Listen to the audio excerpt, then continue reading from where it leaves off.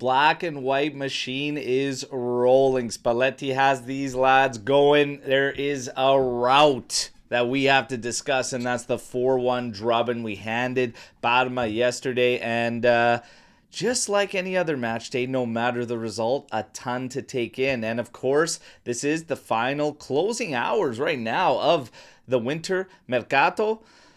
Still no striker, but we will talk about it all. There are some headlines coming out here. There's a couple goodbyes coming in here. We got a victory show though, and we're ready to rock, and we have a lot of fun, including Mut FC starting 11s from all three on the panel. I hope you in the AJC Army have yours ready when we hit that segment. And, oh man, so much more today. So we're going to have a lot of fun. Got Mas, got Nick. Fellas, how you doing? Nick, what's going on, brother? Not much, man. 4-1. Glad to see it. The one shouldn't have been a thing, but you know, you can't have nice things when Cambiaso's on the field lately. So we'll talk about that. We'll talk about that later. Andrea, what are you gonna do? You know, like I don't fucking know. I wasn't even surprised. I was like, God damn it, dude! Like, come on. He's got some egg on his face. Got some egg on his face, and I feel bad for Degray, who had a hell of a game. To be quite honest, deserved the clean sheet. Mas, how you doing, brother? Yeah, we're toying with the idea of Nick putting together a "What did Cambiaso do this game" segment going forward, but might have to do it, dude. Someone's got to do it. Somebody's got to do it at this point. But I wanted to start off with a siren or something because, ladies and gentlemen, we had a corner kick goal yesterday. We had a set piece goal yesterday, and we scored 4 goals. This is insane. It's got to be Groundhog Day. Set piece goals? We're allowed to score those? Are you kidding me? Insane. Let's go, baby. What's up to the AJC Army? Great to see all of you in here. Okay, drop a like while you're here. Subscribe to the channel if you are new here. For everyone tuning in on your other social platforms, get over to YouTube, hit subscribe. Coming up later the week, we've got 2 kit giveaway, and then we unveil February's kits, and I got a big surprise. Okay, let's have some fun. But what's up, Ori, Tuna, Hanan in here, Azzurri Juve, Benedetto. Great to see you all in here. Ibrahim again, and absolutely right. Could have been 6-0. We're going to get to it all and everything in the aftermath and have a lot of fun, okay? Let's go. First off, starting lineup to nobody's real surprise. Exactly as projected. You've got Di Gregorio, Kalulu, Bremer, Kelly, McKennie, Locatelli, Thuram, Cambiaso, and Conceição, Yildiz, and Jonathan David. Pretty much the 1A lineup. The only guy you could probably talk about is Moretti, but I think in a couple last showings, this is pretty much it. So there you go. That's your 1A lineup, and you do have a Coppa Italia clash with Atalanta, but that's on Thursday. Yeah, it's rack up as much as you can in Serie A. Spalletti wasn't messing around. And honestly, I agree with it. I wouldn't have made any changes for this game. I would have went same thing, guns blazing into Parma there and take care of business. Now, let's get to the highlights, everybody. First minute, 48 seconds to be exact. This is a fantastic ball from the back by Locatelli. Kalulu making a great run forward. Man, and Chico's reading all of this. Does everything right. Kalulu slots this right in front of him. Hey, that's a hell of a reaction save. I know Chico took a ton of heat for that. I mean, fuck, yeah, you're high percentages of scoring there, but I can't believe Corvi reacted from that close. Chico was literally like, I don't know, 2.5 feet away. Crazy reaction. Snake bit there on that one. But yeah, you expect those ones to go in. So unfortunate. 5 minutes later, man, great team move. Yildiz with the ball on the sideline. McKennie making a great run. He's rewarded by Yildiz. Puts it in. It's Chico again. It's like the lower half of the crossbar. You think this motherfucker could get it just to kiss off of that and in the net? No, it bounces right back out. Nobody could put the rebound, and everybody is just on Chico right off the hop. This guy ain't good enough, not clinical enough. Calm down, take it easy. Take it easy. Take it easy. That's 14th minute, big bad Bremer on a corner kick. Lovely delivery from Chico Conceição. Bremer bangs that bad boy home 1-0. Beautiful. Holy smokes. More of these goals off set pieces. Crazy. Bremer was a beast for us pre-injury on aerials, and like we need him back in a big way to be a dominating force for the opposition to try and deal with. So this was a big positive sign. After this one goal, shit got wild, man, especially with Francesco Forno. Frankie Ovens, the official, started dishing out yellows. Like it's going out of style there, Frankie Ovens, okay? So you had Chico getting yellow. You had Bremer then getting yellow. McKennie then getting yellow. And you had a couple fouls that also warranted yellow from Parma that were not issued to them. So this guy started looking sketchy all of a sudden. And it's like, oh boy, what's going on? And you could feel like with those yellows, Juve was kind of like, it was like, oh, are we kind of backing off a bit? Are we scared to go with the aggression that we had right at the start of the game? And it kind of faded. But then to kind of counter that, man, we found another nice goal and a nice move. Jonathan David with a great run, getting him behind the defense. Locatelli, man, popping it over the top, finding him. David puts it to Kalulu, makes a great push forward, slots it over. This is one hell of a finish, man. Okay? This guy is on a heater. Weston McKennie. Il fenomeno. Okay? This is probably one of my favorite parts to come out of this game. Okay? This is unbelievable. Unbelievable. Put that on a shirt. Who did this. I want to know who did this. I don't know, but I want to shake the man's hand, okay? This is hilarious. This is hilarious. But, man, Weston's, that's one hell of a finish. Like, that ball slightly behind him. He's, like, leaning out and still slots it into the corner where all Corvi can do is just simply watch. Beautiful stuff. Beautiful stuff. So 2-0 at the half. We're probably thinking the way that game was going, you probably want Chico out because he was pretty close on another tactical foul where I was like, oh no, did he just take the second one? So it was getting a little sketchy, right? But Yildiz asked for his leave, asked for a substitution. There is adductor issues there. Now we're going to get to the latest on there. All I'm going to tell you to let you know before we get to it, there is no concerns. There's no serious concerns, okay? But we'll cover it more when we get to the aftermath. So all the guys with the yellows, stay out there. They got to be heads up. I wasn't worried about McKennie. I wasn't worried about Bremer. I was a little worried about Chico because of the way he plays. Were you guys on the same page? Like Chico's a little bit sketchy there on that yellow, the way that game was going? A little bit. Yeah, I mean. Yeah. The first one he got, I was like, oh. Like, it was one of those tackles where you're like, Jesus Christ. And then I wasn't surprised with that yellow, but yeah, a little worried, but he's fine.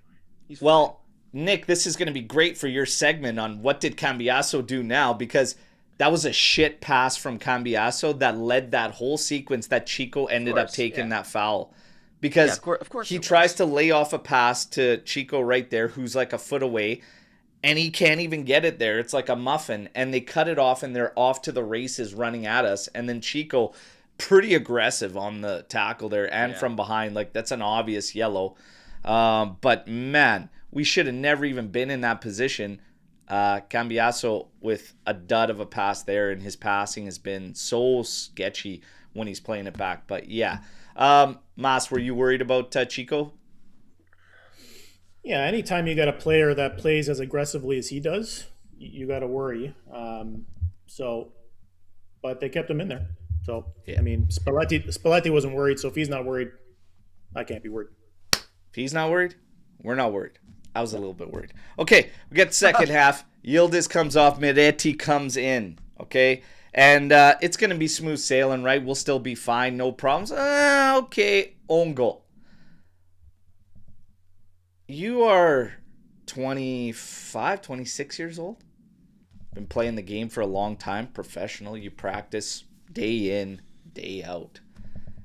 How in the fuck do you try a back heel clearance at that position with the ball coming in, staring at your fucking goal line. As my father would say, "Amo fatti coi cazzi." What on earth are you thinking, man? Like, this guy is... I have no words for shit like that.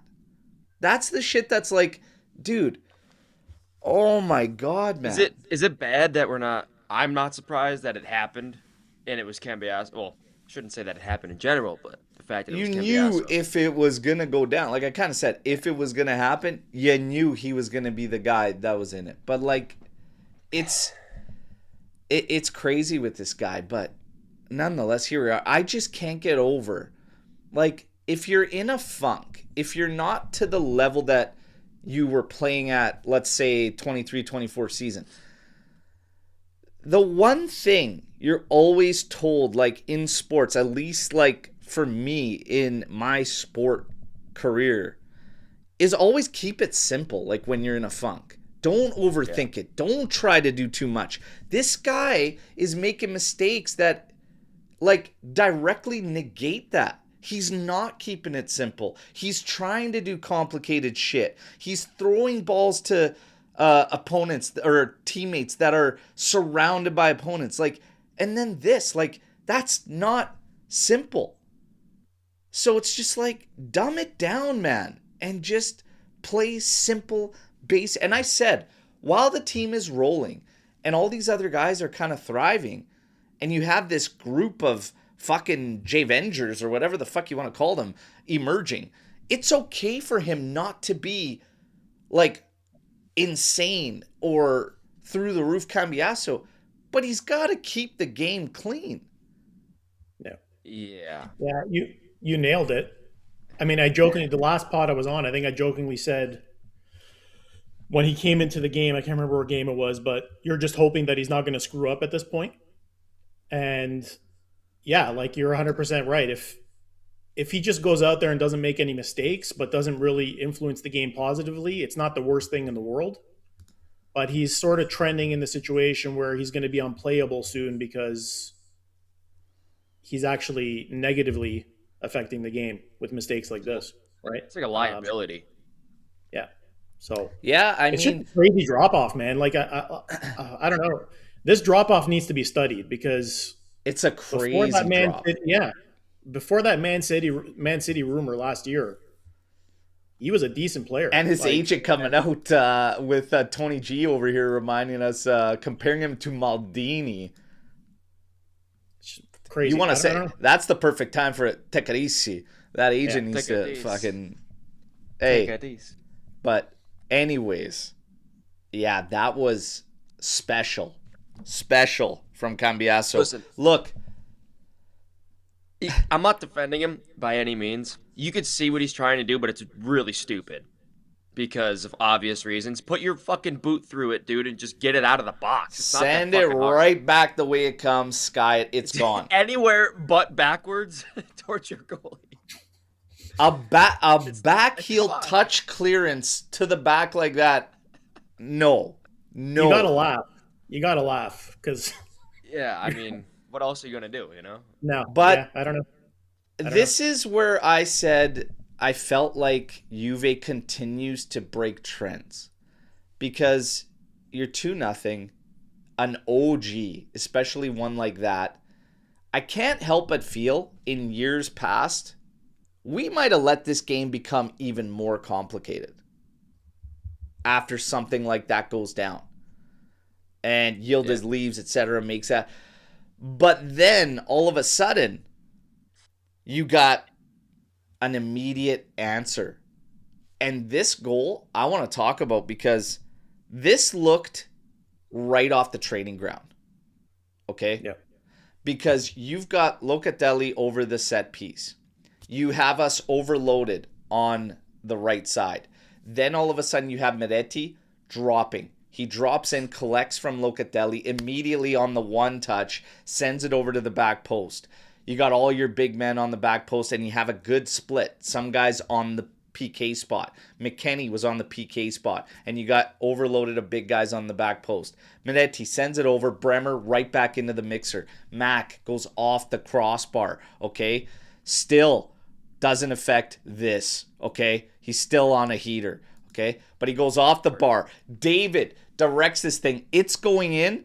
Bremer says, I'm making sure. And he smashes it home. So a lot of people like, hey, David, it was going in. You never take the chance of a defender clearing that or doing anything. Bremer did the 100% right thing. You smash that son of a bitch in the back of the net. Immediate response. Beautiful. That's what you want to see. And that is smashing a trend of the years past. Do you guys agree? Yeah. Yeah. We eliminated any chance or any hope that this team would have had to create more problems for us. Immediate response. Something that we weren't able to do previously, right? So that was fantastic. 63rd, dude, Chico just keeps working, keeps grinding, and he takes a shot. It's a hopper. And David, in something that he doesn't get enough credit for because of obviously a lot of struggles and you have a lot of, missed chances early on. But now all of a sudden he's doing the right thing. But his positioning is top level. And even if you don't like the guy, you can't deny it. But like the read on this whole sequence and where he goes from being completely surrounded from Parma players to just taking a step back, taking a step laterally, and then reading everything Chico's doing to get himself to just be able to, hey, I'm just going to tap this one home now. There you go. Beautiful stuff. He's now at 7 goal contributions on 7 on the trot matches. So that's what we need, big time. And we talked about the Mercato and striker. We'll get to that, but that was a solid performance from him. It's cruise control after this, okay? The fans are chanting in the stadium. The Juventus traveling fans are chanting there. We're having a great time. I do have to say, in the first half, there was a massive save while we were at 1-0 by Di Gregorio on a low hard shot from Valeri. Made a big save, and actually he had to make some key interventions on some through balls. He was sharp the entire way through. That's why I feel bad he doesn't get the clean sheet. There was a statistic that came up. He is second only to Sommer and only by, I think, about 3 or 4 clean sheets over the past several seasons. So obviously one of the keepers with the most clean sheets, but he deserved one yesterday. The game ends there. We're going to go through stats. We're going to go through ratings and then get these guys' takeaways from the match, okay? So statistically speaking, I mean, dominating performance again from Juve. 61% possession. They had an XG of 4.14. I mean, they had 7 big chances created, and honestly, they didn't even calculate a couple out of the first half. We had all damn near 10. And when you're talking about 15 total attempts and 10 of them should have been considered big chances, that's just crazy. We haven't done that to the lower sides in a very, very long time. Parma finishes with only 10 attempts. They do get credit for 1 big chance. And yeah, it ends there. We go to your player ratings, and let's get, this is just beautiful, by the way. Can we give him a 10 out of 10 just for that? So D-Gray 6.9. I'd like to see it a little higher for D-Grade. Yeah. Okay. Yeah. I'd like to see it a little higher. I'd like to see it around, a 7.3, 7.4, somewhere in that range. Kalulu 7.1. I'd actually like to see his a little bit higher too, at least a 7.5. Bremer 8.1. Like it. Kelly 7.2. Cambiasso 5.6. You're going to be in the red, buddy. You're going to be in the red. Locatelli 8.4. Thuram 6.7. Chico 6.6. McKennie 7.8. Yildiz 6.9 before leaving at half. David 6.8. A little light for David there. Like to see him in the 7s for his performance and showing. So with the ratings there, obviously Gleison Bremer brace, by the way. 3 goals and 2 assists in Serie A for Gleison Bremer. More than Cope Miners, more than Openda. Actually, more than Chico, to be honest, in Serie A for production. Too, huh? But that's a separate story. Was Bremer your man of the match, Mas? Can I be honest? Locatelli was actually my man of the match. I thought he had a friggin' amazing game. Yeah. You look at some of the stats. I think what do you call it? Parma completed 350 passes. Locatelli alone was over 100, just over 100. I think it was 105. The guy is just indispensable, man. Like, I'm really starting to enjoy watching him. For me, he was my man of the match, no doubt. I mean, the whole team played well outside of Cambiasso. I mean, they all played well. But no, mine would go to Loca for sure. He's never going to get it. He's never going to get the love that he deserves. But I'm giving it to him today. He deserves it. Yeah. It's starting to move in the right direction. People are starting to realize he's starting to get the props, for sure. So, Mas going with Loca. Bremer was official. Chat, hit us with yours. He did make one costly mistake, as Hadley points in there, but still, honestly, that was a little risky. But he was feeling it. So he took a risk. He shouldn't have. You never play the ball across the middle like that. Nonetheless, the rest of his game was insane. Nick, who is your man of the match? I'm a toss up between Bremer and McKennie because Bremer just had a fucking great game. Brace, kind of a given there, but McKennie's been slowly impressing me more and more each week just because of, just look at him. He's everywhere and he just looks more like confident on the ball and like he gets involved in every aspect of the play. He's contributing with goals. Just some of the touches he makes, and I don't know, just like I'm impressed watching him now more so. And I think yesterday he had a good performance overall. So I might give it to him, honestly. Yeah. This is a tough one. Bremer, obviously a brace, and the first goal that kickstarted us, also significant, highly significant because it was a corner kick goal, and we need to get going on those. But also got the third one in an immediate response.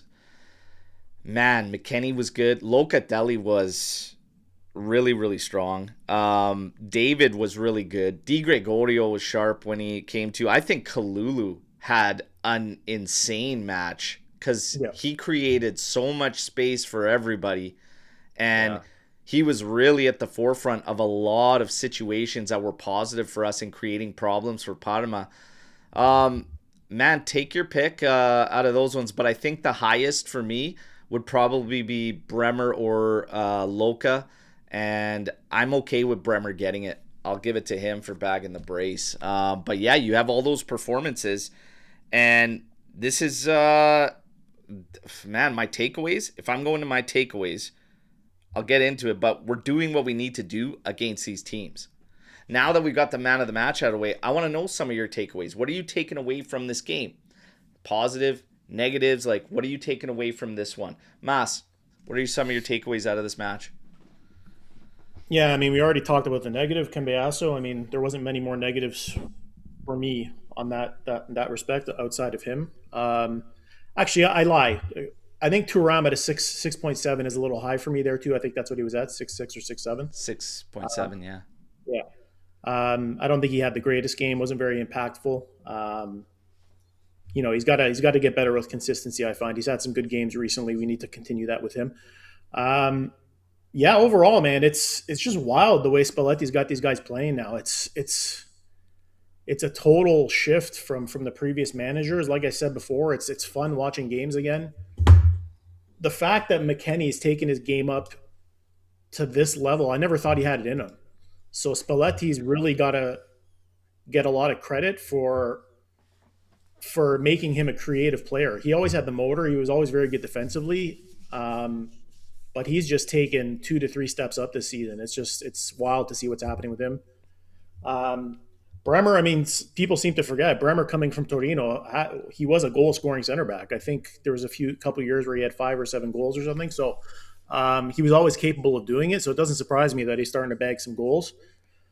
The fact that he's got more than Openda is actually pretty sad, to be honest. But overall, man, it's we just got to continue with this trajectory right now because we're on a heater and we're starting to put away some of these lower sides, which is always an issue for us, right? So we're going to need to be able to put these away if we want to have a crack at top two at least, right? Yeah. I believe Bremer has 21 goals in his Serie A career, 11 with Juventus. Man, this guy could have so many more because pre-injury, this guy was all over aerials for us in the attacking zone. And I mean, he had posts, he had close misses. Like he should have finished the season with double-digit goals for Juve based on how dominant he was in the air in the opposition's box. So hopefully this is a sign that it's coming back and that he's starting to feel it again in his recovery, because he is still fresh coming back from a significant knee injury. So there you have. But yeah, that's a big positive sign. Some of your takeaways, Nick, good or bad, whatever you have for takeaways for this one. Yeah, I mean, I don't really have many bad besides obviously Cambiasso. The only other thing I could think of is like, the yellow cards and like some of the dumber fouls and stuff. Like against bigger teams and bigger games, you can't be doing that as much. Not ideal.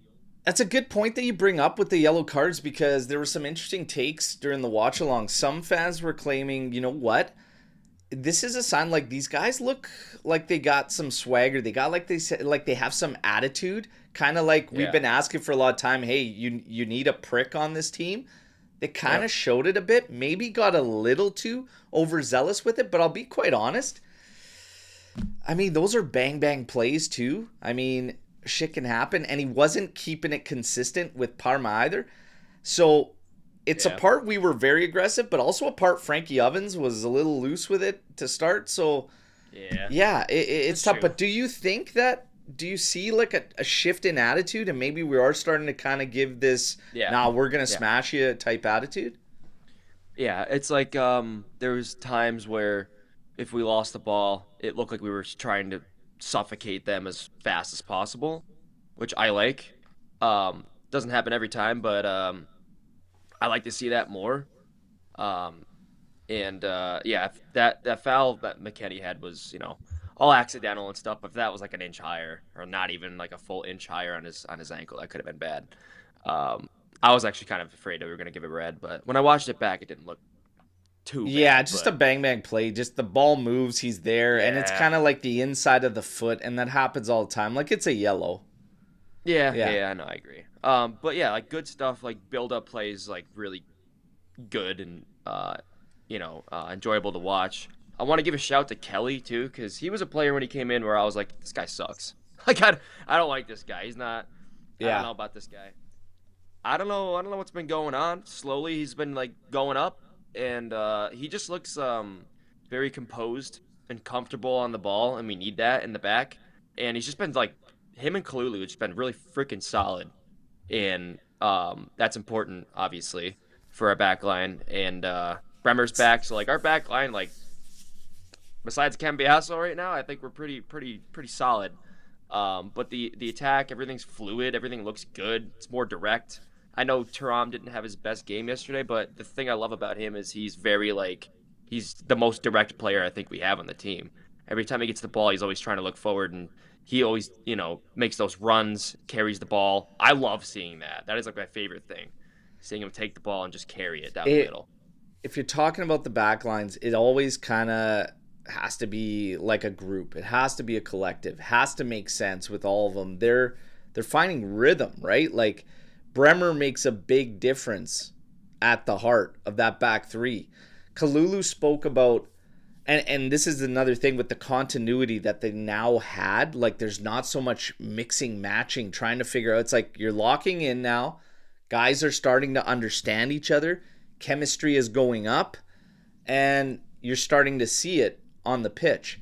Kalulu spoke to it yesterday in terms of what he likes is that he has the freedom to make the decisions of when he presses, when he attacks, what space he utilizes, and Spalletti kind of lets them figure that out, right? He's obviously still has defensive duties and everything. Kelly's keeping it simple. He's doing his job, and his pace makes up for a lot of mistakes, a lot of shortcomings here. It's working. And then in the middle of it all, you have Bremer that is just dominating 1v1 battles against physical attackers. Like, he will rule those guys out of the game.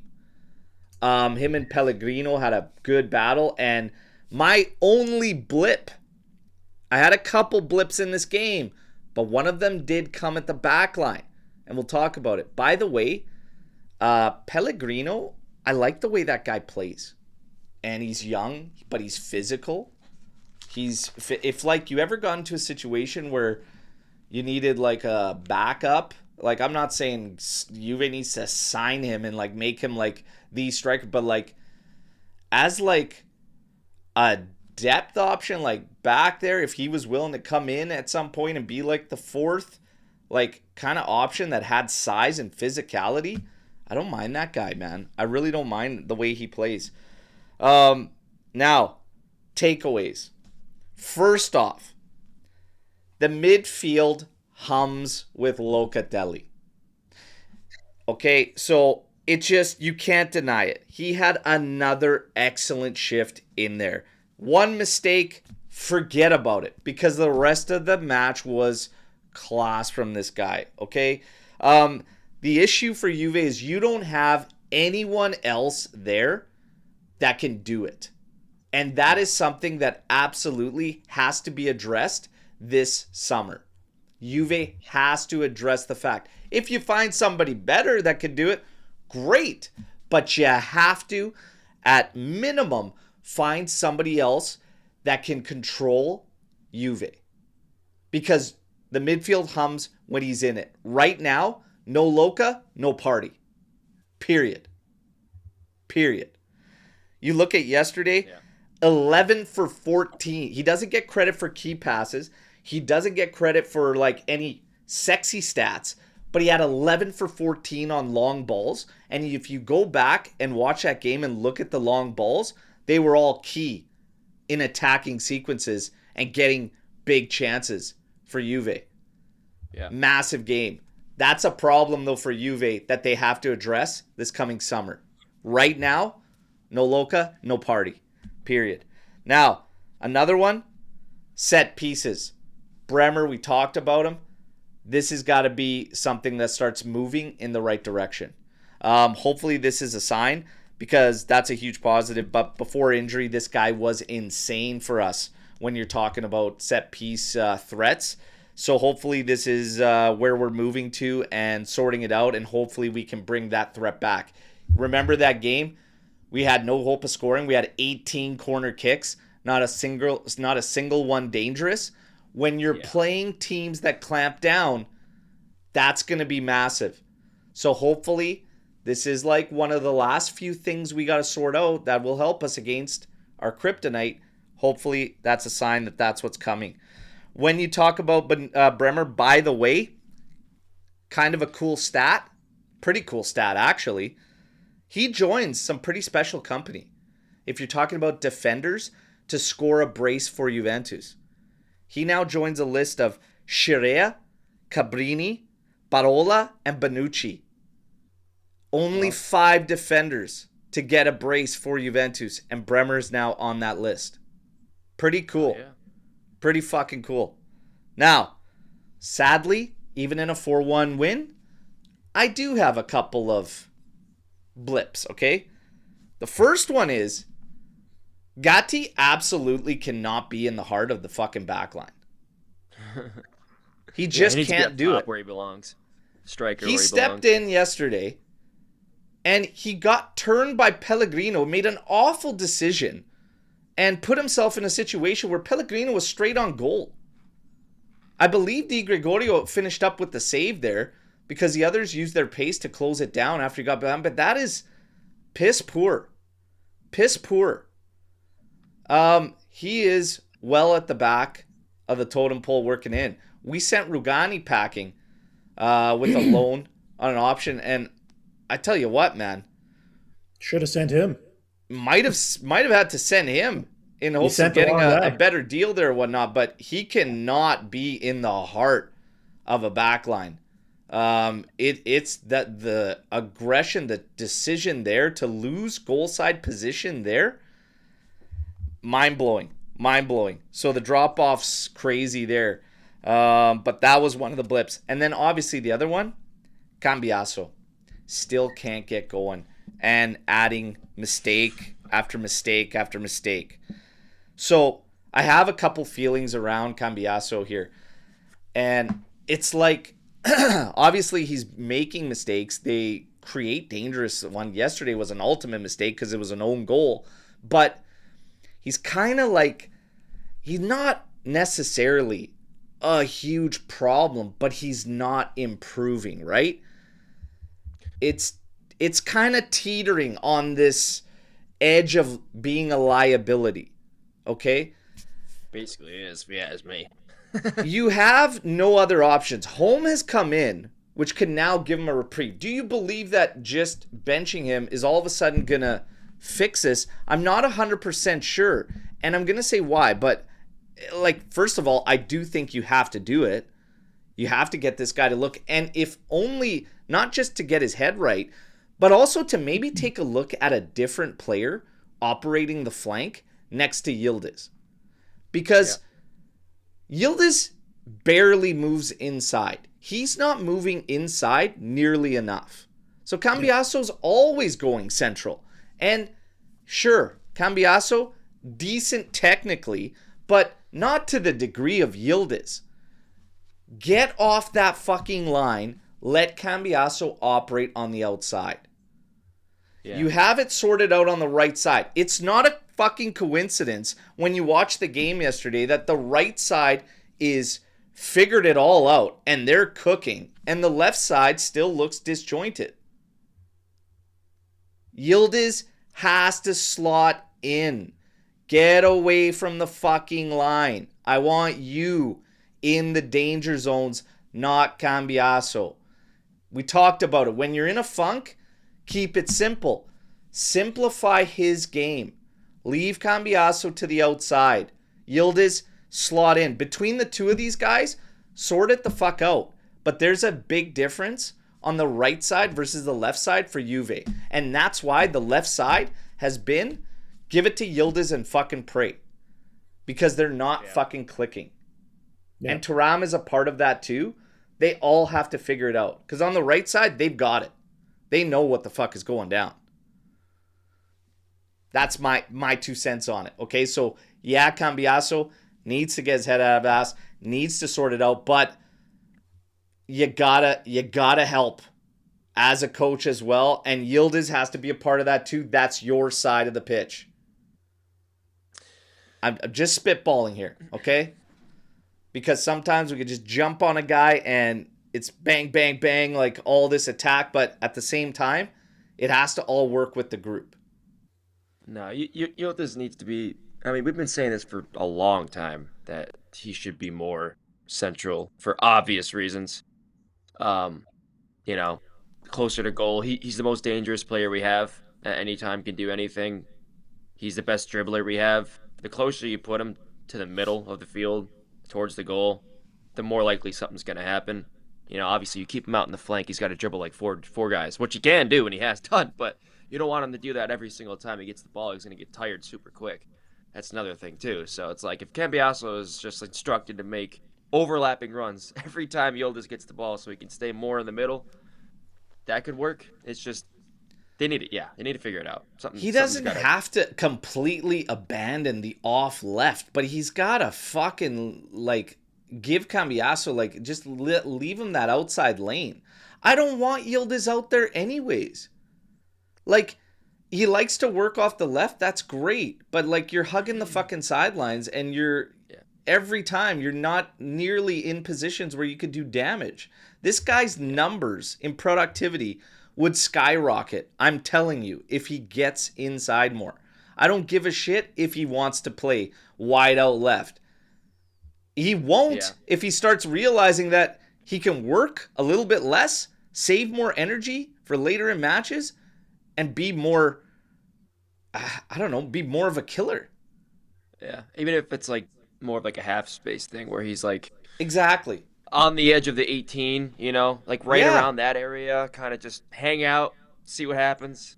If you need to go wide, then go wide. If you go wide when the stay game's there, open, when you're counterattacking and whatever, and like there's secret, take the wide, absolutely.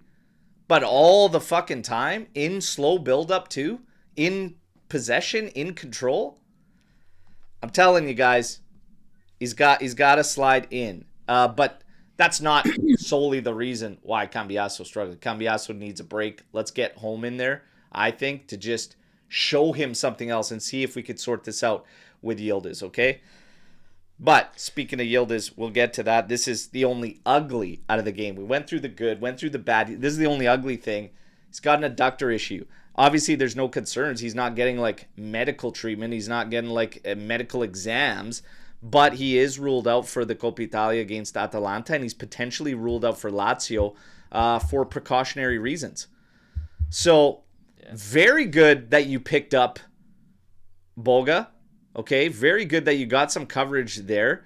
Zhigrova did not get into this game at all. And people are like, what is the deal with this guy? You don't really know 100% his status, but people are like, what is happening here? This guy can't get into a 4-1 route of Parma?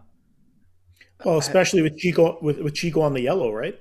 I mean, you would think Spalletti would pull that trigger right away, but it might be a sign that maybe I don't know what Spalletti's thinking there, but I mean, for me, it feels like Spalletti doesn't have much faith in the player. Yeah, you said this, Berto, before, is that he slows things down a lot. Yeah, I agree with that. He's a really good player, and it's pretty obvious that he's technically, a great player. It's just that in retrospect of looking at the team as a whole, I guess, I personally haven't really seen him do much more than just try to dribble people, to be honest with you, like defensively and just kind of like fitting in with the team.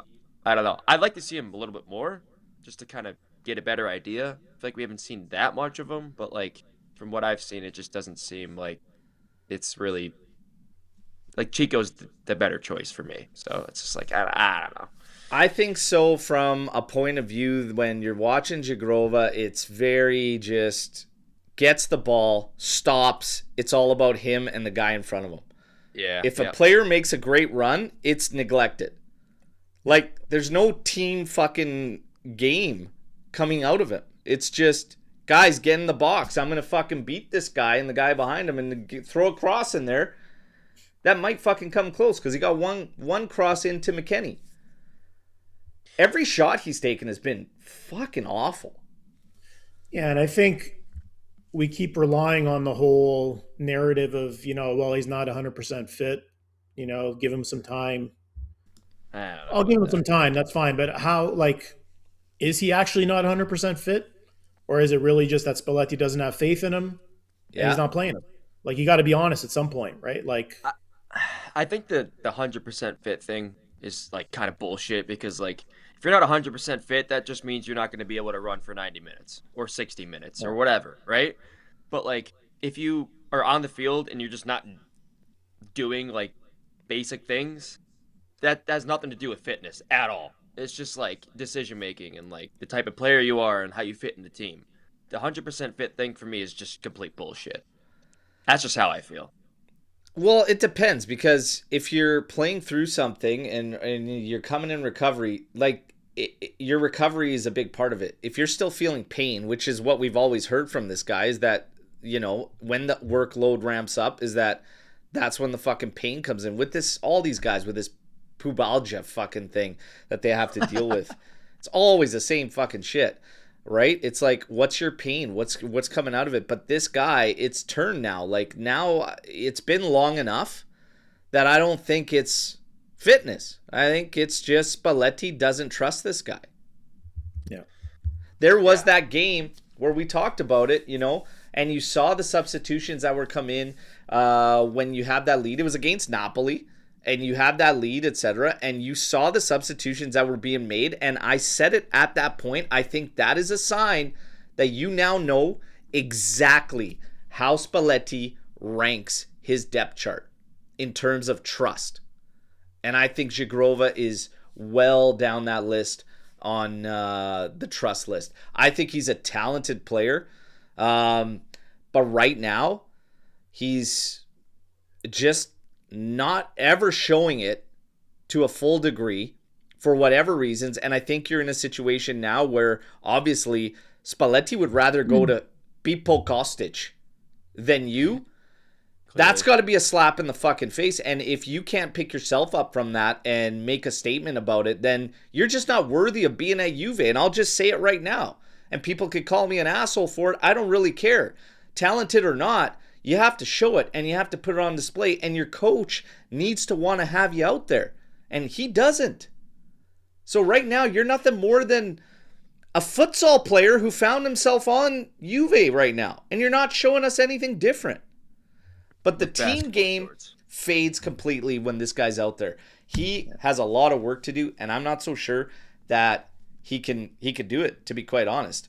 I think he's trying to do way too much. I think less is more for these guys that need to make a statement and need to get themselves in the lineup.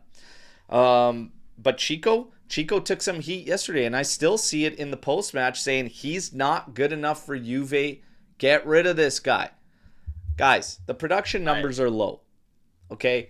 But this guy, I'm still going to pick him on that starting 11 for all the intangibles. And he still is in the root and in the heart of creating so much. Yeah, I don't get that at all. He's for me one of the more fun players to watch just because of his sheer work rate and speed, and he can do a lot of things in the attack. He creates a lot. So I don't understand that at all. And when you start to see, and again, I highlight this was a big takeaway out of yesterday. The right side, they got it down. McKennie, Chico, Kalulu, they know what's going down, and David's finding a nice little rhythm, working off that side as well. Man, I'm happy with Chico. I have no problems with him. I'll be quite honest. Do I want more production out of him? Sure. But if I look at those chances yesterday, I got to feel bad for him and think he's more snake bitten than it's a he sucks situation. Fuck, man. It's a bang-bang play coming in. He smashes the thing. Sure. Hits bar and it's also the lower half of the fucking bar and out. Okay, shitty. I think it's an insane reaction by Corvi on the first one. So I see him more as snake bitten rather than just fucking garbage. Yeah, and he's never been a big goal scorer, so I'm not sure exactly what people are expecting from him. He's creating opportunities, which is what I expect from a winger. I'm not expecting my wingers to score 10 to 15 goals a year, to be perfectly honest. I thought he had a decent game. I thought he created a lot. Like Nick said, his work rate is top notch. He's one of the few players I see when he loses the ball, he gets right back up and if he falls down and chases it down, right? So that's the kind of player I want on my team. And I said in the offseason, in terms of creativity, we don't have many players like that on the squad, and it's something we need, obviously, and it's something that Spalletti's going to need going forward. So I have no issues with him, to be honest. I don't, man. I don't. He can obviously get more goals, more assists in there, but also, I mean, there's others that took assists away from him. So if you're focusing just on the stats, you're also missing the fact of the amount created. I mean, he's fucking up there. He's up there. So I don't know. Right now, who's better? Who's better there right now? Nobody. So deal with it. Bitch about it in the summer, okay? Bitch about it in the summer, because right now Chico is it on that side. Hands down, it's clear, it's obvious. But his performances, not a problem. Not a problem. You drop off too much. And honestly, how good this team has been playing, Spalletti's starting them. Spalletti's got the team rolling. It's not for nothing. It's not for nothing. Nope. You can't always focus on one thing, because when a player brings several other key factors, sometimes it outweighs that. And you take some of the bad with the good.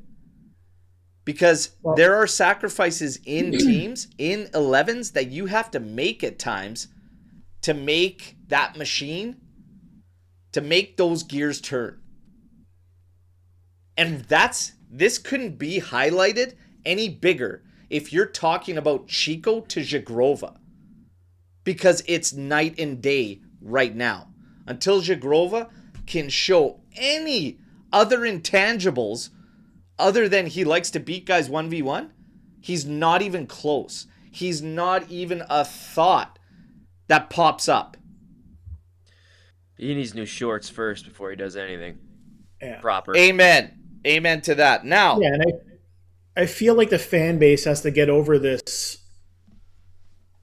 You know, as soon as a player makes a mistake, it's like doom and gloom. That's it. They're garbage. And I tie it back to Locatelli again. And I said this on the last pod. Even if Loca starts changing some minds like he's starting to do now, it only takes one error like this past game to kind of flush it all down the toilet. So 100%. Loca's shit because he had one error? Or do we look at the fact that he had an amazing game and it was just an error? Players make mistakes.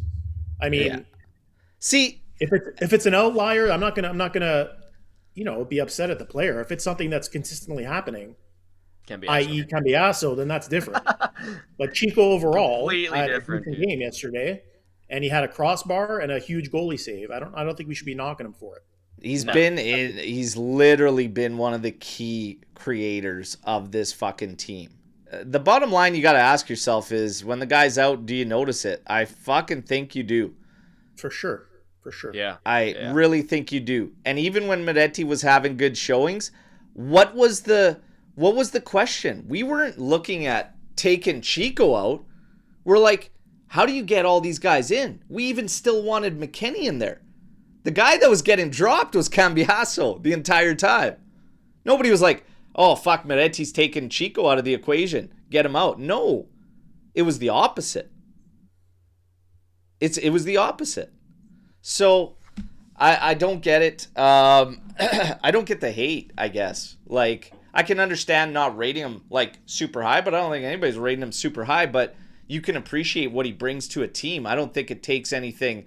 I don't think that's crazy to do or to see. When you're talking about he's just flat out junk and he's garbage, he's trash, get rid of him, that's overboard. Way overboard on Conceição, and that's when I'll take exception to it and I'll stand behind him. But now goals, because production is a problem for him. When you're talking about goals, you're talking about assists, this is the one knock that everybody's really firing at him. I asked a question a while ago. I don't know if you guys remember, it was on this show, but it was like, if you had one choice of something that you could correct on this team, goal scoring, mentality, or depth. And a lot said goal scoring and a lot said depth. Okay? Those were the two. Yeah. Goal scoring. Do you feel it's an issue? Because for a long time it was said it's the quality. It's the players' quality. That's why they're not scoring. Not anymore. Depth, I mean, like, I chose depth at that point in time. While everybody was saying we need to score more to win, we need to score more to win, and I said we need depth. Because I said you could see what Spalletti's doing in the long run. If you ramp up the chance creation, your goals will come. When you're trying to be clinical and these guys aren't bagging, and then they don't know if they're going to create another chance, another big chance in the remaining minutes, that doesn't help them. Mm-hmm. If you go to Chico Conceição, this is why I appreciate him. Something Spalletti has spoken about too in teams in general, saying that when he bitched about Cagliari and the shithousing that they did, constantly going down, constantly killing clock, all that shithousing, okay? He talked about the momentum. He talked about the gameplay. He talked about the aggression, the attitude that gets killed all the time.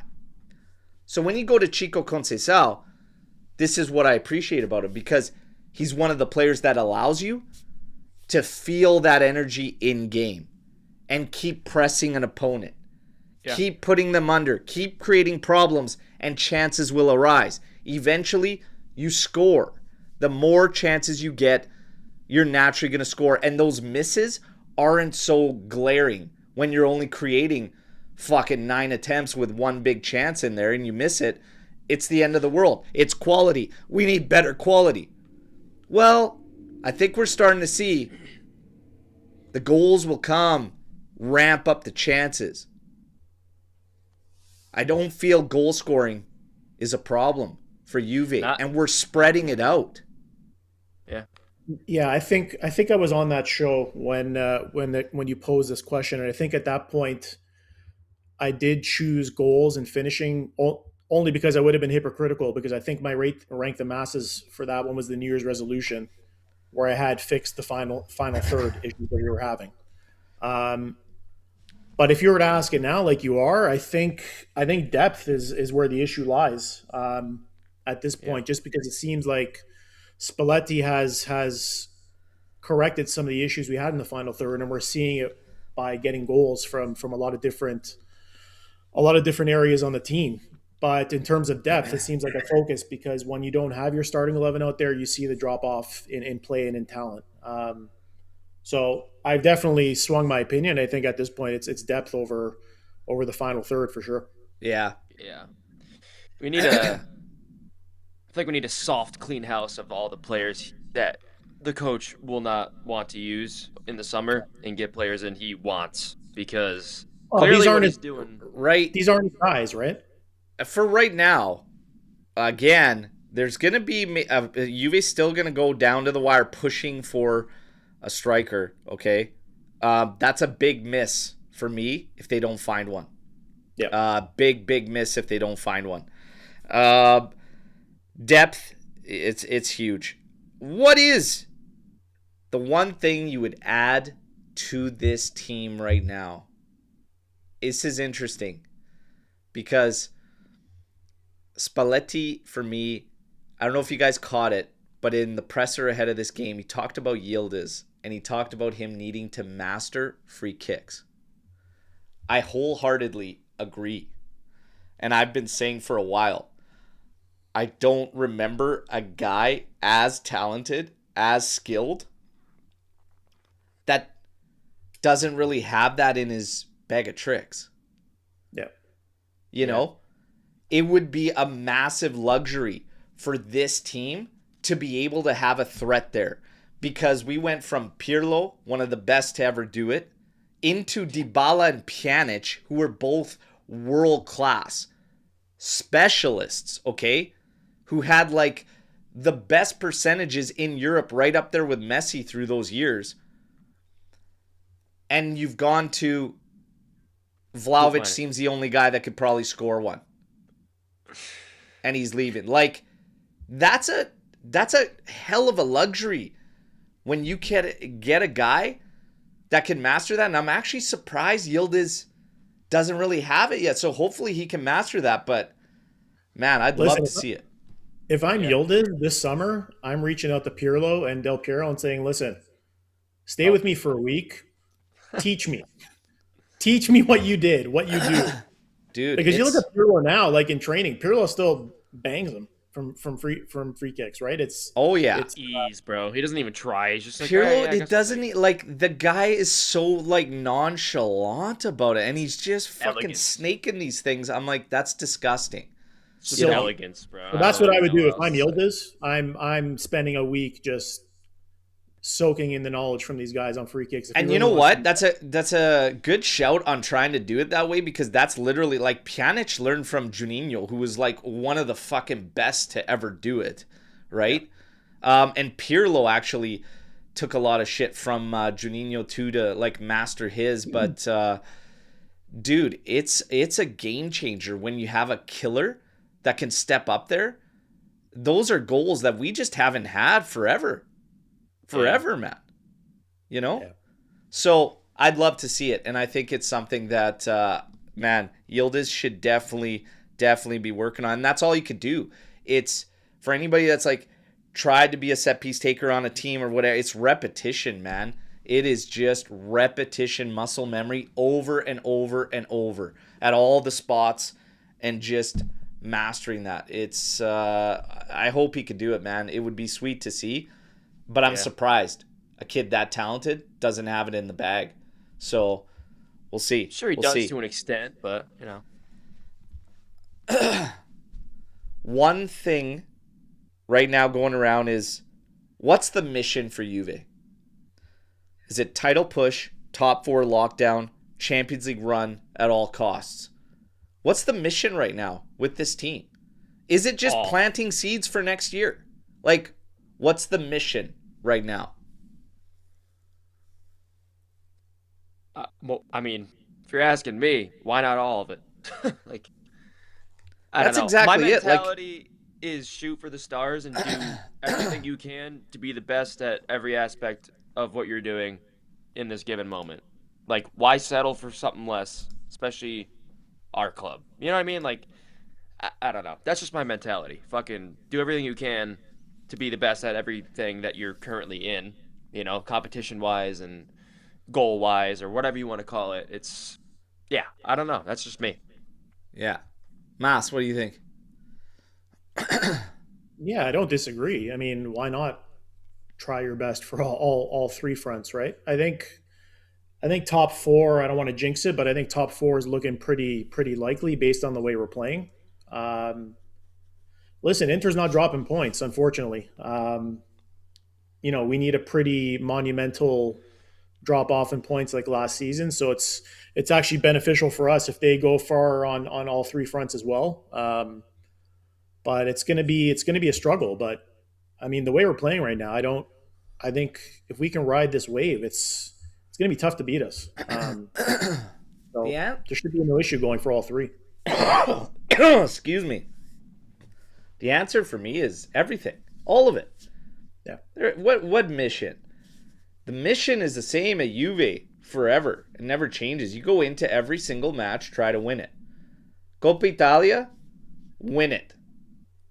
Champions League, as deep of a run that you can make. For Serie A, winning every single match here on out, racking up as many points as you can. Okay? And planting seeds for next year, that happens naturally in all of this. Yep. The more enticing your project starts to look, the more appeal you have for players in the summer. You lock down Keenan Yildiz. Hey, team's rolling, got a coach, got him playing attractive, sexy football and getting results. Players will want to come. Juve's always had appeal historically. We've talked about this a lot, but now it's getting the appeal through the results and play, right? Keep that momentum going. Spalletti's got a black and white machine and it's rolling right now. Keep it rolling till year end. Then let's go. The only fear is we're 1 or 2 injuries away from derailing it all, to be honest. I mean, if Bremer goes down the back, if Yildiz is out for any significant amount of time, that's where we're at in terms of this roster and the depth that we have. We don't have guys that can step in, and Loca's another shout if Loca goes down, right? Hey, whoa. Take it easy. Yeah. If he gets hurt, though, seriously. Nobody's going down. Hey, knock on wood. Jesus. God. Take it easy. Take it easy. Take it easy. Okay. Guys, headlines. Home and Boga are in. We know that yesterday. Is a striker coming in? It sounds like Kolomouani is done. Spurs have rejected. They will not be saying goodbye to him. There's rumors about a late push for Mateta, that the Milan deal fell through.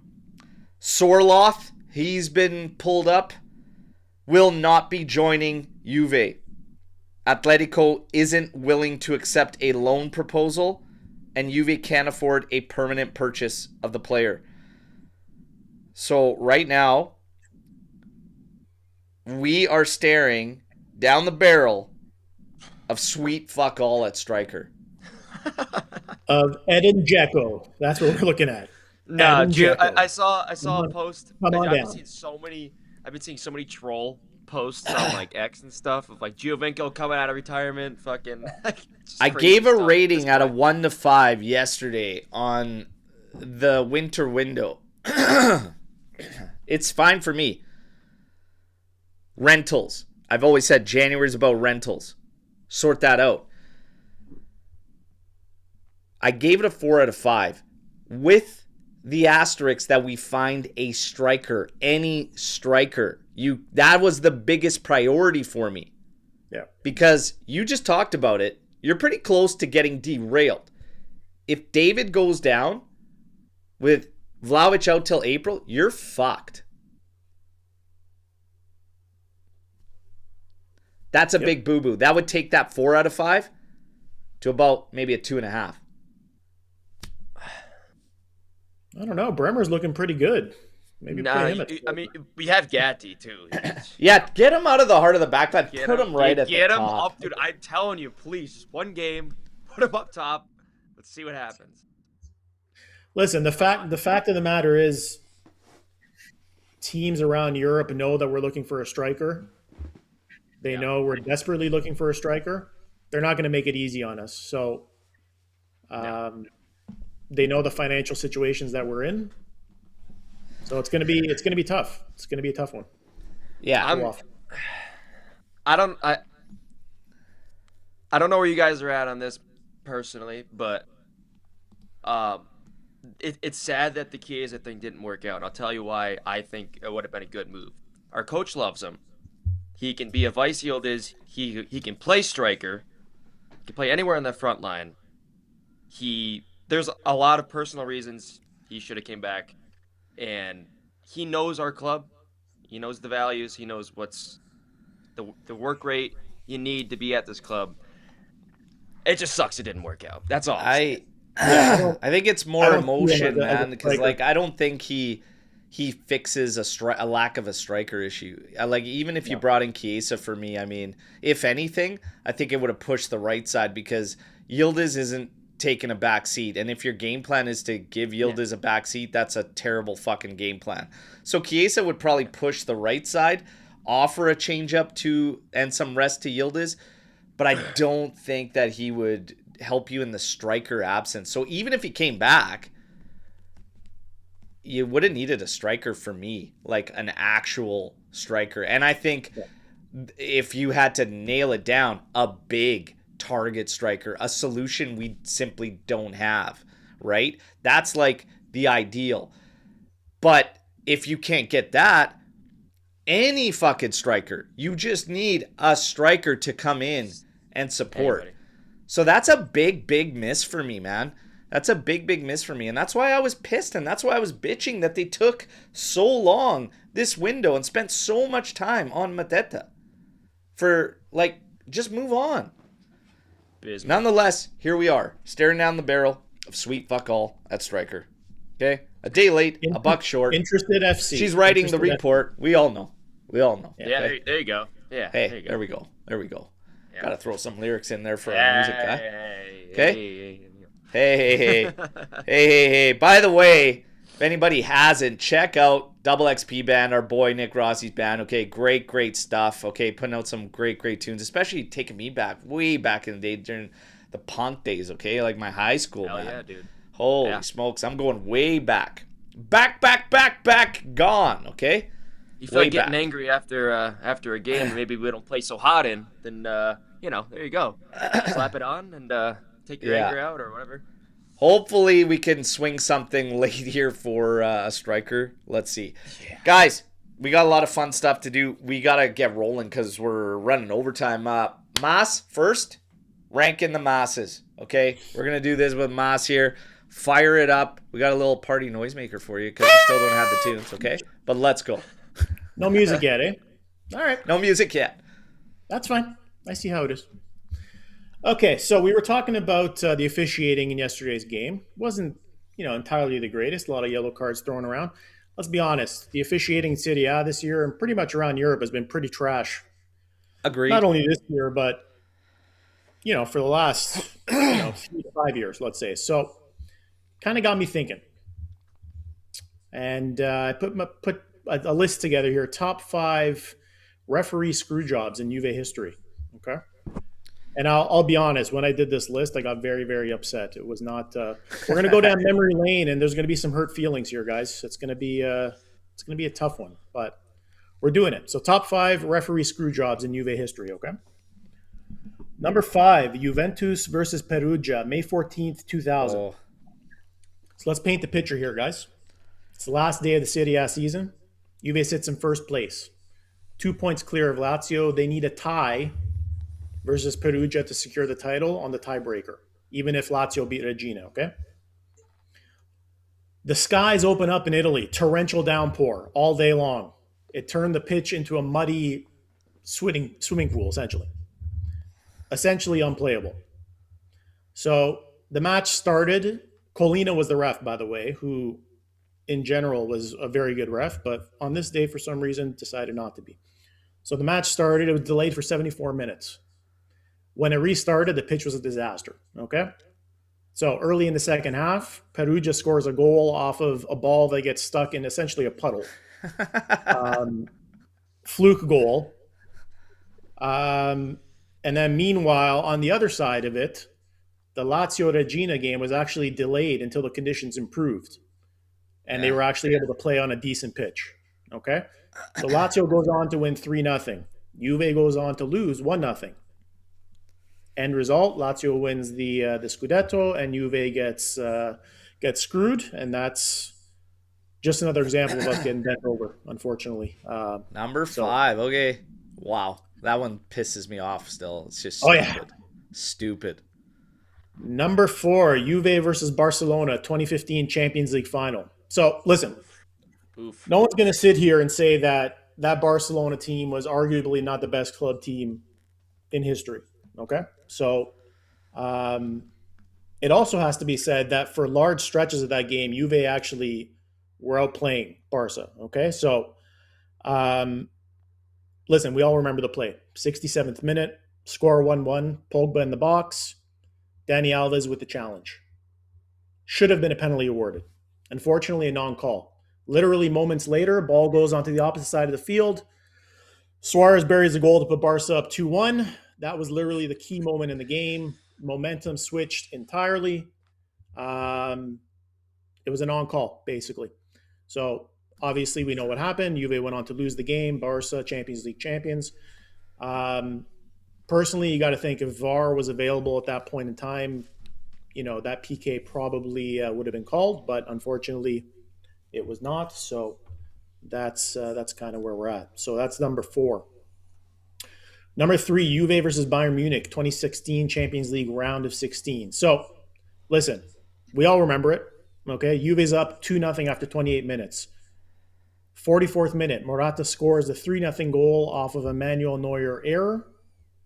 We're looking at a 4-2 on aggregate for Juve, okay? We're sitting pretty.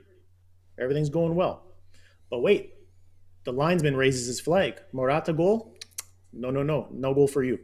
Called it offside, even though the replay clearly showed it was onside. So, what followed after this was basically a choke job of epic proportions, essentially. Bayern scored 4 in the second half, including one in the 91st minute to send it to extra time, and then another 2 in, this pains me to say it, even in extra time. Juve lost 6-4 in aggregate. One of our biggest collapses of all time in franchise history. That one still personally stings me when I think about it. I got to think if that goal stood, Morata's goal, it might have been a different outcome. But that Bayern side was stacked, to be fair. But anyway, are you guys okay? You hanging in there? I'm going to throw up, dude. I didn't eat anything this morning, but I'm about to puke. A lot of agita for a Monday. You're doing great. Okay, here we go. Ready? I'm going to send you right off the cliff on this one. Ready? Number 2, Juve versus Real Madrid. Real Madrid. There you go. Yeah. Real Madrid 2018 Champions League quarterfinal. Okay, guys, one name. Michael Oliver. Michael Oliver coming up a ton in here. Ori with the first one. Yeah. Listen, the name instantly sends Juve fans spiraling, right? Blood boiling, whatever terminology you want to use. But listen, this isn't not only one of the most controversial Juve moments in history, but it's one of the most controversial European moments of all time for sure. Again, we all remember it. We literally staged a miraculous comeback, down 3-0 from the first leg. Come back in Spain to tie it up 3-3. Stoppage time, Benatia goes to control the ball in the box from an aerial. Essentially, the ball was in the air, goes to make a play on it, and he clips Lucas Vasquez. And when I say clip, essentially he blew on him. It was a tap, okay? Oliver points to the spot. PK, okay? What follows after this, pandemonium. Juve team loses their mind, especially Buffon, obviously. He earned a straight red for his protests. Szczesny had to come in for the PK. Obviously, Ronaldo converted it. Madrid went on to obviously move on to the next game, and Juve were sent spiraling out of the Champions League. So, listen, it was soft. We know it was soft. They know it was soft. Michael Oliver knows it was soft. Soft. But it was what it was. Following the game, Buffon called it a crime against sportsmanship. The ref had a garbage bin in the place of a heart. Agnelli came out and said it was a crime, a disaster. To this day, this one, it hurts tremendously, especially for Buffon. That might be my number one, man. And listen, I arguably could have put it number one, to be honest. But so yeah, again, if VAR was there, would that have been called a PK? Who knows? But listen, that's history. So Bert, you're right. That could have been number one, but the one that is number one, and I'm pretty sure you guys all know it, which again sends Juve fans spiraling. Juve versus Real Madrid, 1998 Champions League final. This is the biggest robbery in Juve history. There's no debate. I watched this goal countless times yesterday just to try to understand it. But yeah. So 0-0, midway point of the second half. Roberto Carlos takes a shot. Takes a couple of bounces off Juve players, falls directly in front of Peruzzi to Mijatovic. Clearly behind all the Juve defenders, he makes a move and he buries it. So, again, no VAR, no review. Madrid goes up 1-0. They go on to win the Champions League. I forgot that goal was fucking offside. You're right. That tops it. That's fucking garbage. We lost on that. It was a 1-0 game. Rest is history. They won it 1-0. Many refs came out afterwards stating, listen, it was offside. Other refs said basically to the rule of law, it wasn't offside. So you're always going to have that argument back and forth. But at the end of the day, we got ripped off, and that could have been another Champions League title for us. But unfortunately, again, another team screwed us over. So all right. I don't know if this was the ranking for a victory show, but holy shit, man. That was sorry to bring you down, guys. So top 5 biggest screw jobs for Juve. List them off again for us, please. Yeah. So number 5, Juve versus Perugia, May 14th, 2000. Number 4, Juventus versus Barcelona, 2015 Champions League final. Number 3, Juventus versus Bayern Munich, 2016 Champions League round of 16. Number 2, Juve versus Real Madrid, 2018 Champions League quarterfinal, otherwise known as Michael Oliver. And then number 1, Juventus versus Real Madrid, 1998 Champions League final. I just hate his face, Michael Oliver. I Googled afterwards to see what he was doing, and he still actually reffed quite a bit afterwards. I don't think he ever reffed in Champions League after that, but yeah, I mean, he got some hate after that game. There were death threats. You know what? If there's one thing that your segment did, though, is perfectly lead us into Mut FC starting 11s, okay? Because Michael Oliver puts me right in the mood to start naming Mutts. He might as well be the official for Mut FC, okay? We can make him the manager of Mut FC. But we're going to kick things off with goalkeeper. In chat, I want to hear your names. Biggest Mutts. And this is just simply players you've hated at that position. It doesn't have to be the Serie A. It could be world of football, okay? So we're going to start with goalkeeper. Mut FC goalkeeper. Nick, who's a goalkeeper on your Mut FC? I don't really know why immediately, but for some reason the only one that came to my mind was Emi Martinez. He's on mine as well. Hell yeah. Hell Emi yeah, Martinez is on mine as well as Pickford. I can't stand that dude. motherfucker's face. Yeah. Okay? Yeah. And also Joe Hart, but Pirlo ended him. So that one just kind of like the same. But Emi Martinez, 100% for me. Mas. Yeah, full transparency. I thought we were just doing Serie A players, so all my guys are Serie A. So in terms of goalkeepers, Nelson Dida, Milan. I don't know what it was with that guy. The guy had like resting bitch face. He was never happy. Every time you looked at the guy, he looked like he was pissed off. So we got Suzuki getting called out here. Toldo, Little Weasel. Yeah, Toldo had a lot of haters too. So Martinez getting a lot in here. So a lot of shouts for Emi Martinez. Where did I start? This is where we get backline. This is where it starts to get a little nice here, okay? I'll list my backline from Mut FC. Carvajal, absolute fucking rat. Materazzi, Yari Mina, Jaap Stam, might be in there just for his name. Stam. And you get some notables like Skriniar and Sergio Ramos. Okay? But that's my backline, and the two are just kind of like Skriniar and Ramos are getting honorable mention. Mas, your backline for Mut FC. Yeah, I'll say if I would have done a World 11 of Mutts, Ramos would have been a starting center back for sure. I've never liked that guy. I never liked him only because I thought he was dirty as a player, and he was also amazing. So it bothered me. But anyway. Yeah, Materazzi's going to get a lot of shouts because I have him on mine too as a starting center back.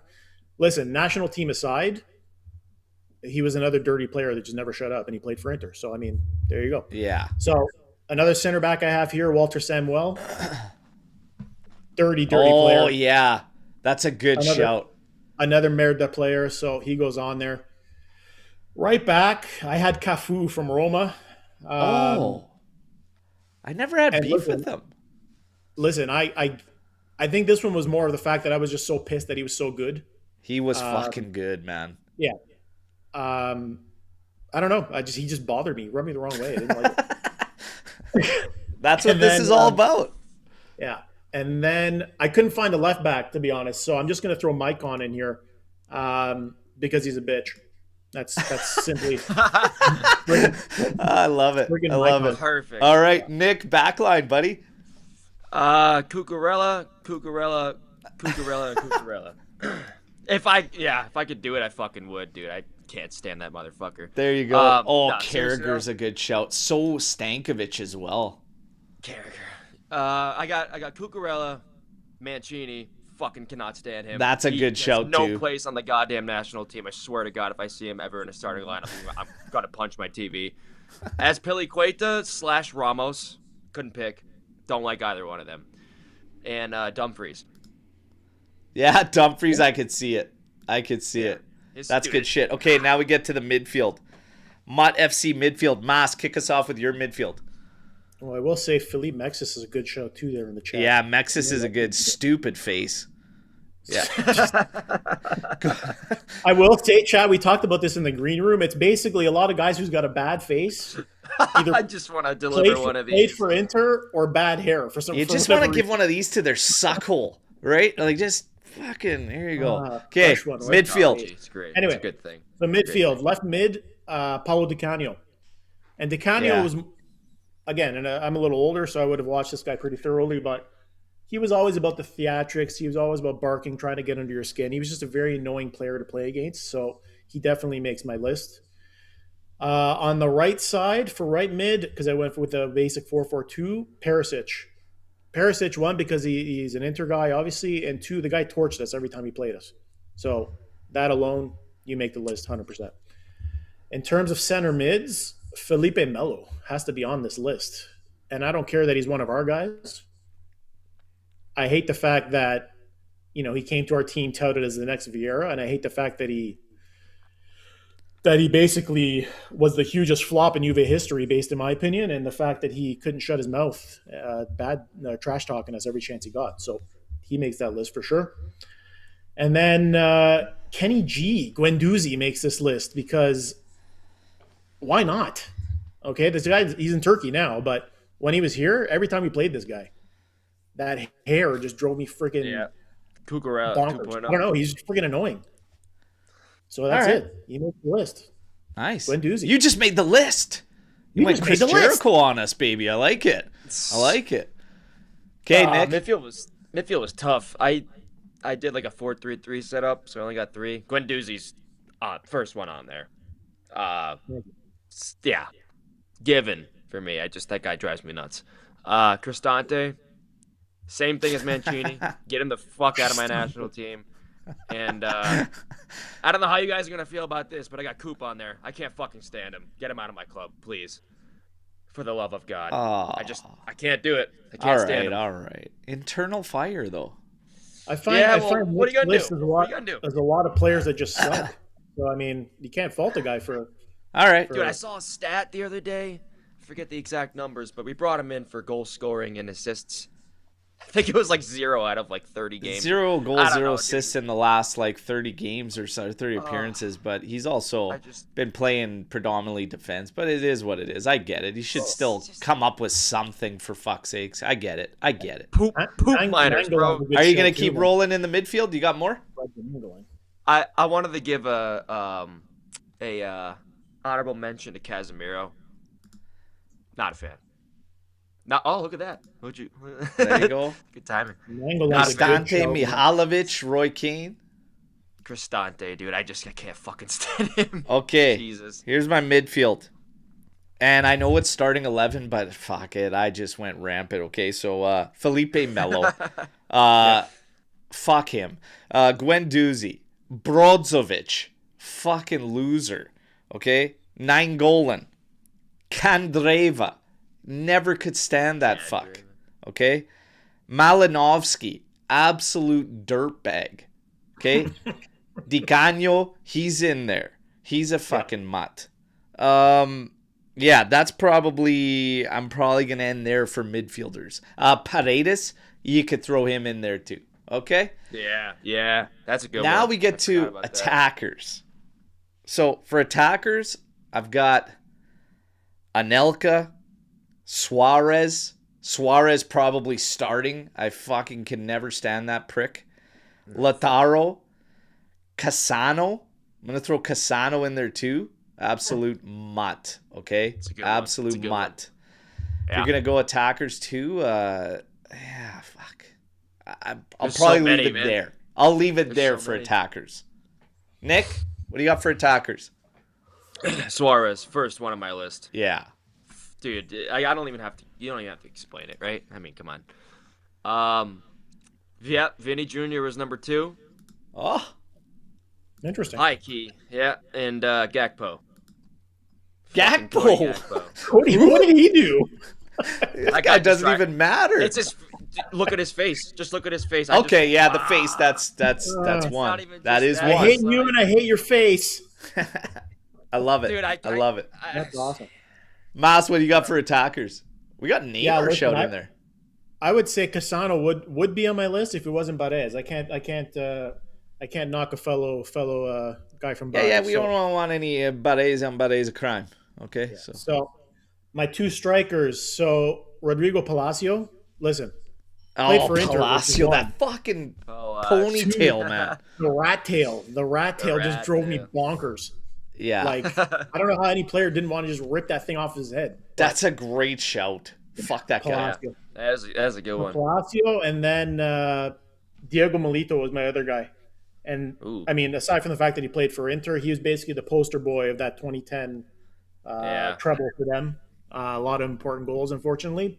So, and again, I don't like his face. So, there you go. I don't like his face. See? That was a lot of fun. A lot of good interesting shouts in here, too. You got Luca Toni getting thrown out there for attack. Neymar, a lot of Neymars in there.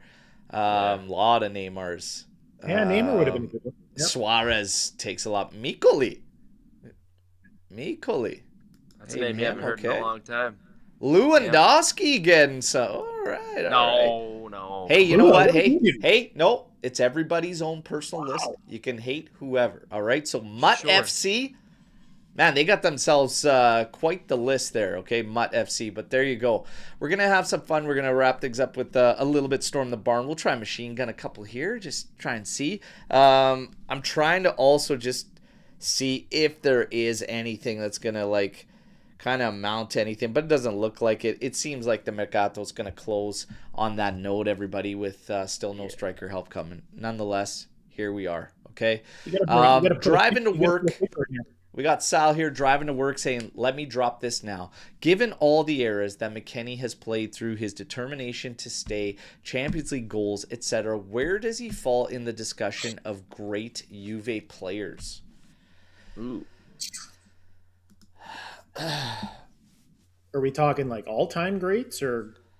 I think he just fall right as of now. He's just kind of like this cult guy, I think. You know, like he's like he's not like in the upper echelon of players that you could bring up. I know the Champions League numbers put him there when you're talking about goals out of the midfield. But I mean, it's just and it's hard to say, and it might feel a little rough just because of, you know, what he's bringing now and everything and how he keeps fighting. But the thing is that I think it's more the road. Like, you're talking about a guy that came in, then he went on loan.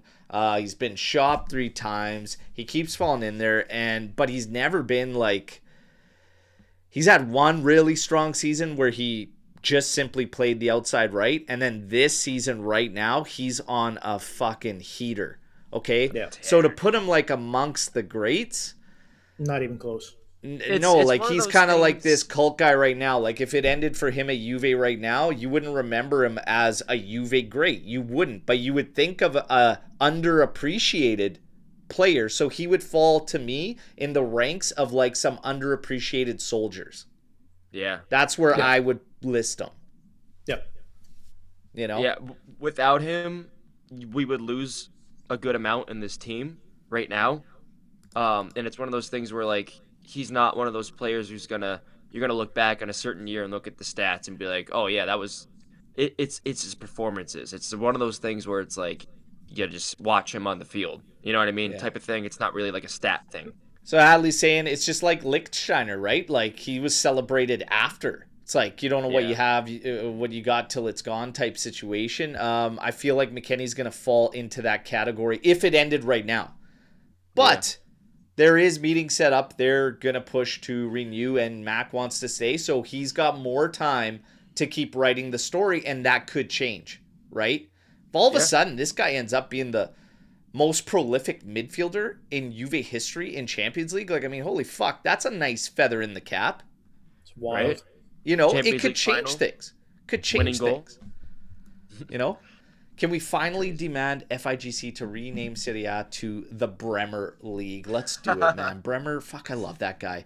We got to talk about Bremer. There's one thought that came to me, and it's like, you're at a position now with Gleison Bremer where, and it's not a bad thing, but you're locked in. You know? The value is going to take a hit because of the knee injury and because of the fact he's hitting 30 years old, right? So you're no longer worried about a release clause on him because nobody's going to come in at that anymore, right? But Juve need to do the right thing here where we might have failed with other beasts that we had at the back, and that's start planning the contingency plan now, right? Bremer, you're locked in. You're not going to get a big money deal. You're not going to, like, you just lock in now. He's recovering, but he's still showing that he's an absolute beast. Yeah. Let him retire in the black and white. Like, just ride it out, okay? Keep this guy around. I think that's going to be the best for all parties involved.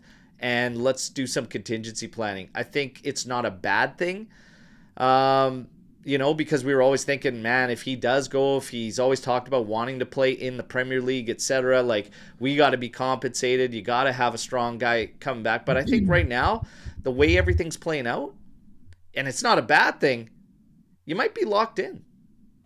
Yeah. You know? You're past the point where you're going to make a big amount of money on a transfer market for him. Yeah. Like you said, because of the age and because of the injuries. It looks like it's shaping up where he might be here for a long time. And listen, he's still by far the best defender in Serie A. Easily. And I would put him in a top 5 spot in terms of center backs in the world, personally. So, I think he's grossly underrated worldwide. Like, I think he's underrated in terms of how they view center backs and rank them in the world. I don't think he gets the respect he should. He's nowhere near 100% right now, and he's still putting in some good performances. So we'll see. Still damn good. Still damn good.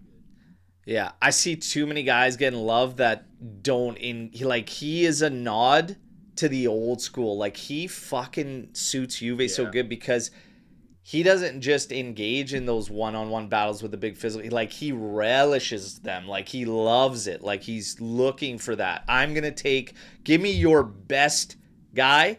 I'm ruling him out. Like, there's guys on that world list that fucking don't even engage in those battles. They don't even want it. And they back off. They play the game scared. They're backing off 15 yards off everybody. It's like, that's not a fucking defender to me.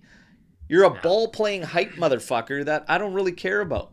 Give me the old school motherfuckers that will take your best player and make him non-existent. That's why I love Gleison Bremer, man. So, yeah. And we keep it going and storm the barn, and you've got Bremer is good at defending and preventing center forwards from scoring, that he even robbed Jonathan David of a goal. There you go. Okay? This guy's so fucking good. He's even stopping our goal scorers. How surprised are you guys with the transformation Spalletti has done with Juve so far? I'll be quite honest.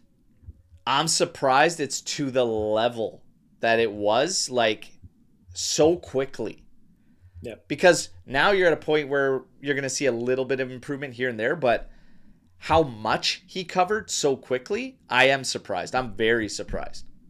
Yeah. If anything, I'm more so, like, just happy that we're in the place that we're in compared to everything we've fucking gone through in the last year and a half, 2 years. I don't even know, 3, 4, 5, whatever, how many years you want to go back, but especially last year, dude. Jesus. I mean, and to just actually believe that, like, you just can't get better with all these players that it's just bullshit to me. It's like, man, we're losing to, like, shit sides. We were drawing to shit sides. You can't tell me we're not capable of more.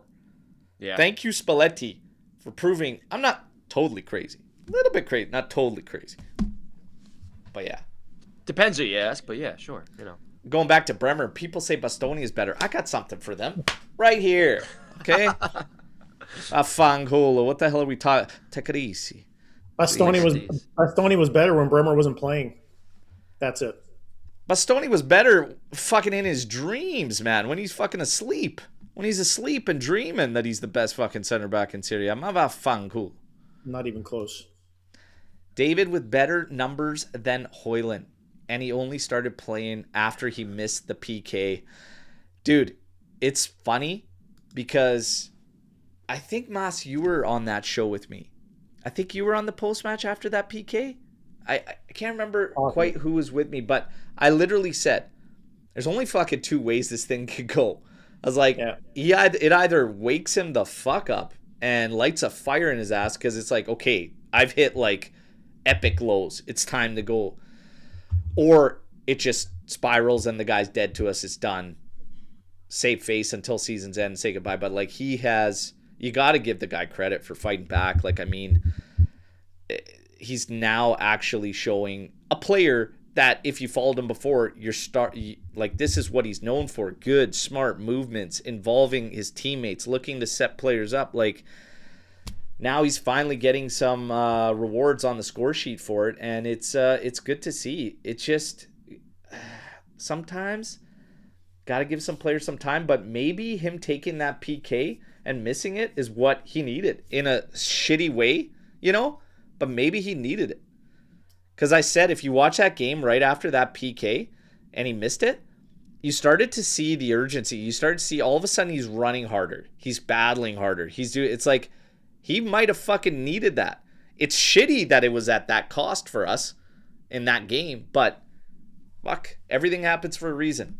I believe that. So it's moving in the right direction. That's all I can Can Can we have him sit down with Openda and give him some of that juice, whatever it is that he's... Well, Openda got the hair now in hopes that he Yeah. could pick his game up too. So he's like, maybe if I get the same hairstyle as him, if we look like the exact same player, maybe I can get some of these contributions too. To be fair, nice finish from Openda yesterday, but offside. But that was a nice finish too for the fifth. So posted in. Pull those socks up. Yeah. Yeah, you know what? I'm not a big short sock player unless you're Paulo Dybala and Francesco Totti. You got to be fucking good to be rocking those low socks because it looks pretty dumb. Gotta say, it's pretty stupid. Not a low sock guy. Okay, Dybala, no. Get the slide. Francesco Totti, get the slide. All right, that's it. That's it. Stop there, guys. So much storm the barn. Ah, man, we had so much. You guys. Appreciate it, love it, but we are like at overtime. It's money. I gotta get to work. God damn it. Totti is the captain of Mut FC. I don't put him on Mut FC, okay? But I will say this: the Del Piero Totti argument that I see all the time by the same channels, the same outlets. They always gotta go Totti or Del Piero. Who would you rather take? Who do you want? Guys, you got an answer? Mas, Del Piero or Totti? Don't do this to me, man. I am fucking doing it to you right now. I'm not answering. I don't want to answer. I'll answer. I'm pleading the fifth on this one. Not doing it. Gatti. None of the above, Gatti. I can answer it quite easily. All right. Stand on business. Stand on business. It is... It's Del Piero, man. Totti was fucking good. Okay? Yeah. But it's Del Piero. Del Piero, man. Because Del Piero, in his heyday, was going up with the best of the best and right there. And I'm telling you, he'd win a Ballon d'Or if he never got that fucking injury. Totti wouldn't get that sniff. And it's not because he played for Roma. It's just the reality. They were both fucking disgusting players, though. Both of them. Disgusting. But Del Piero, 97, 98 Del Piero is always Del Piero for me. Like, you don't touch that player. If you go 97, 98 Del Piero and you're telling me that any era of Totti is close to that, no. Totti was fucking insane. He was really, really good. Not Del Piero 97, 98. That was a fucking insane player, man. Insane player. There's no wrong answer there. No wrong answer. Telling you. Two quality players, man. Yeah. And it's right there, man, with Panda. ADP was fighting for tops with fucking El Fenomeno. R9. It's just because he was that fucking good, man. He was that fucking good. Totti was great, too. But the majority of the people saying that just fucking hate Juve. Okay? Probably, yeah. And for them, hey, 2 words for you. All right. Amici di nessuno.